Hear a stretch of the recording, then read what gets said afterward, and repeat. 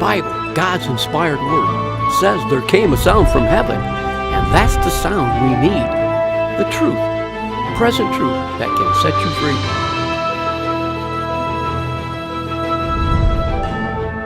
Have you ever had something so negative happen to you, and maybe not just one thing, maybe it's 2 or 5 or 10, and you wonder how anything good can come out of it? Well, you know the verse. The verse is Romans chapter 8, verse 28, which says, and we all know it, all things work together for good to them who love God and are called according to his purpose. True, very true.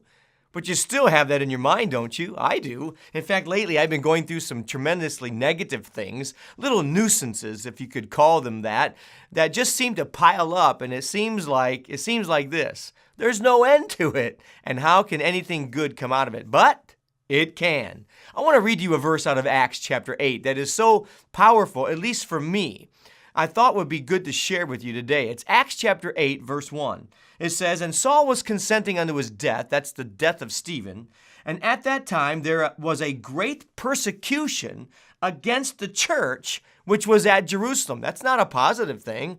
A great persecution against the church. Now notice this. Look at what good comes out of this. And they were all scattered abroad throughout the regions of Judea and Samaria except the apostles. Now, there was a persecution.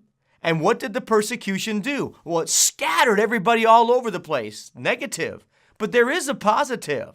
Those people who were scattered went about preaching Christ. In other words, they took what they had and they went out and just spread this whole thing around. It's interesting how something negative can lead to something positive. It is interesting how God can take something the enemy means for evil and God can mean it for good. And if he did it then, he can do it now. Don't ever think he can't, because he can. I want to read you a verse beginning in verse 5 of the same chapter. Then Philip went down to the city of Samaria and preached Christ unto them. You see? Philip gets pushed out by persecution, and we say, oh, that's bad. But notice, he goes to Samaria, and he preaches Christ unto them, and we say, that's good. You see what God can do? Well, not only did he preach Christ unto them, it says that people were healed. It says they saw the miracles which he did. For unclean spirits, crying with a loud voice, came out of many that were possessed with them. And many that were taken with palsies and that were lame were healed. It says, and there was great joy in that city. So don't ever underestimate the fact that God can get something good out of something so negative. In fact, God works all events to fulfill his purpose in your life. And I have to tell you, it's not just a negative that can lead to a positive.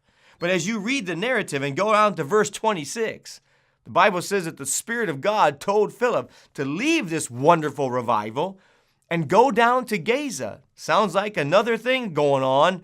Why would God take you from a thriving revival to take you somewhere you don't know where you're going and you don't know what's going to happen? But guess what? He leads him to an Ethiopian eunuch, someone specific. Let's make 2 points here. Number 1, a negative can lead to a positive. But number 2, sensitivity to the Spirit of God can lead to someone specific.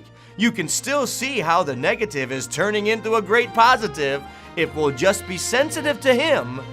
Oh, friends, the best is yet to come. Thank you for joining us on A Certain Sound. For more information, visit us online at acertainsound.com.